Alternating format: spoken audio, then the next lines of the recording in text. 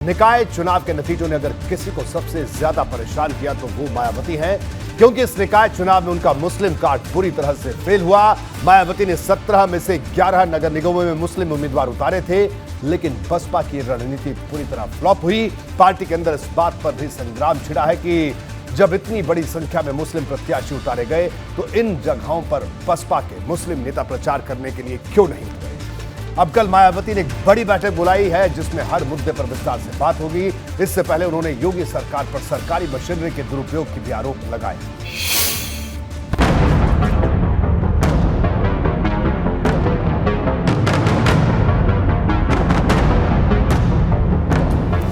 निकाय के नतीजों से नाखुश मायावती गुरुवार को समीक्षा बैठक करने वाली हैं।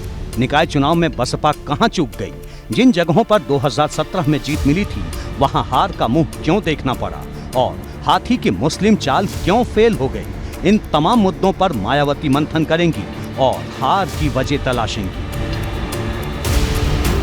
बसपा की इस बैठक में निकाय चुनाव की हार के साथ ही लोकसभा चुनाव की तैयारी पर भी चर्चा होगी। यही वजह है कि इस बैठक का दायरा बहुत बड़ा है।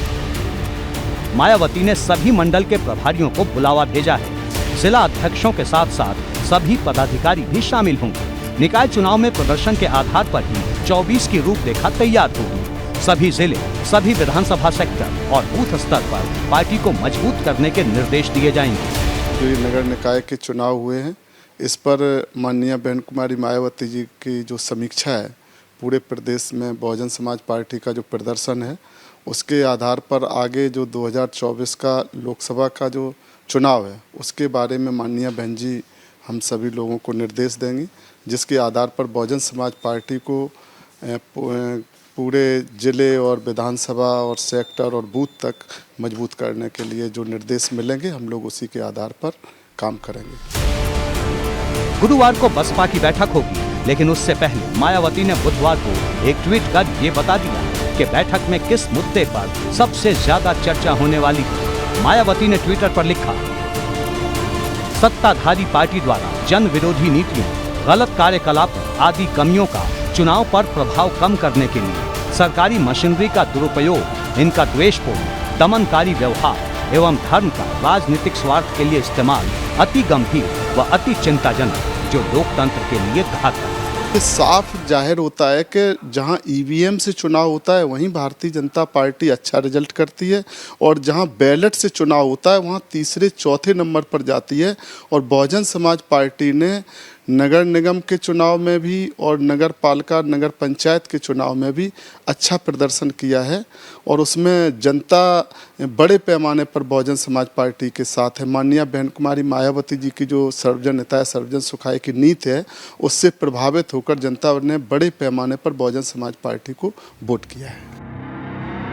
यानी जिस तरह का आरोप अखिलेश यादव लगा रहे हैं उसी तरह का आरोप मायावती भी लगा रही हैं। मायावती ने कार्यकर्ताओं में जान फूंकने के लिए भी एक ट्वीट किया। उन्होंने लिखा, इन घोर जन विरोधी चुनौतियों का डट कर मुकाबला करने हेतु ठोस रणनीति बनाकर उसके हिसाब से आगे खासकर लोकसभा आम चुनाव के लिए अभी से ही तैयारी में जुट जाने के लिए यूपी के सभी छोटे बड़े पदाधिकारियों, मंडल व जिला अध्यक्षों आदि की लखनऊ में कल विशेष बैठक। तो जो विरोधी पार्टियां हैं साम दाम दंड भेद पूंजी के बल पे और हथकंडे अपना के बहुजन समाज पार्टी के साथ जो षड्यंत्र करती हैं वो षड्यंत्रों से माननीय बहन कुमारी मायावती जी हम लोगों को आगाह करती रहती है और कल की बैठक में उन बारीकियों को माननीय बहन जी हम लोगों को बताएंगी और आगे के निर्देशों के आधार पर हम लोग बहुजन समाज पार्टी को उत्तर प्रदेश में खास तौर से जहां हम लोग देख रहे हैं कार्यकर्ता हैं, बहुजन समाज पार्टी को नंबर 1 की पार्टी बनाने के लिए काम करें। यूपी की सियासत में ये सवाल हर वक्त ताजा रहता है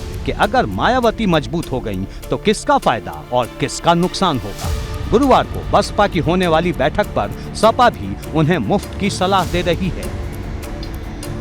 अच्छी बात है, बैठक करे। मैं तो चाहती हूँ आए, लड़े, बोलना चाहिए। बहुत चीज़ें वो नहीं बोलती, बोलना चाहिए।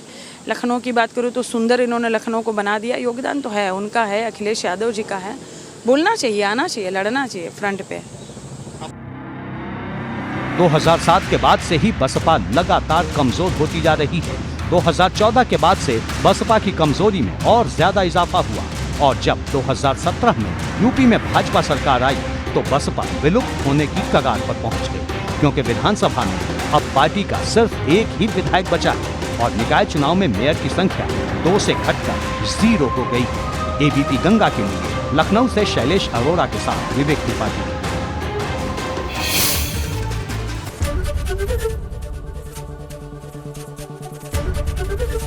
एबीपी गंगा, खबर आपकी, जुबान आपकी।